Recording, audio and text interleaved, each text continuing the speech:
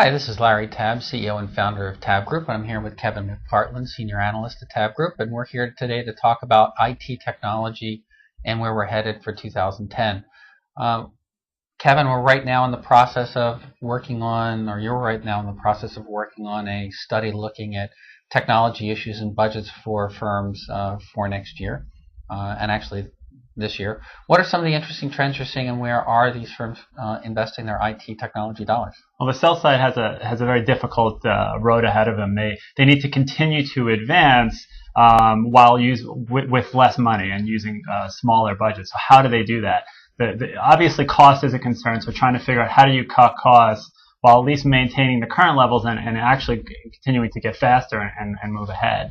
So there's several ways, and it really comes down to efficiency. There's technology efficiency, and there's process efficiency. So process efficiency is sort of getting your organization streamlined, making sure things happen quickly, that you're sharing across different parts of the organization. So data center space, for example, is well utilized. If maybe fixed income is not needing a certain amount of servers, that equities can take up the slack, and that can save quite a bit of money. From a technology perspective, we're seeing huge adoption of things like virtualization.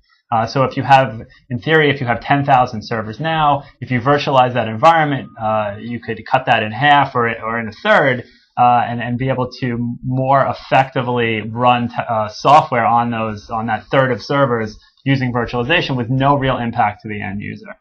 So there are a number of issues such as that are allowing firms to spend less money but actually get more out of what they already have. That's interesting. Now, so certainly the industry has invested significantly in grid infrastructures over a long period of time.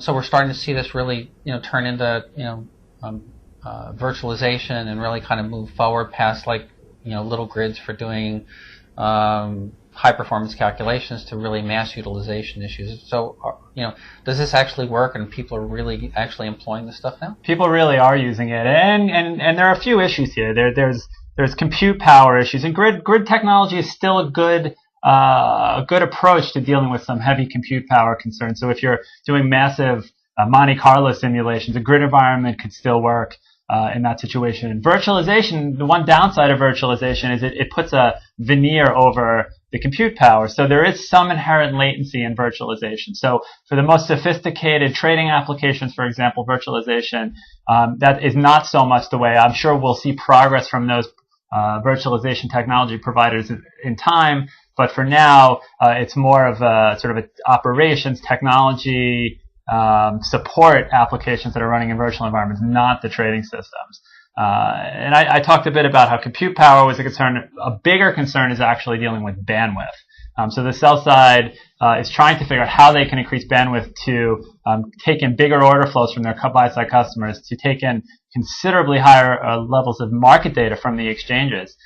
Some are doing that simply by just buying more bandwidth, increasing the size of their pipe, so to speak. While the bigger firms are trying to figure out how to be more efficient with segregating what data goes where, who really needs what, and upgrading to the latest and greatest networking technology that again makes things more efficient at ultimately what will be a lower cost. Very cool. So, Kevin, we look forward to seeing your report. When should we expect it out? In late October, the report should be out. We'll have spoken with 25 broker-dealers, everyone from the bulge bracket to some smaller boutique firms, and it really provides a pretty good overview as to sort of what people are doing and what the concerns are on the sell side. Excellent. Well, this is Larry TABB. This is Kevin McPartland for TABB Group, and that's the TABB moment for today. And we'll look forward to seeing you in the future. Thanks very much.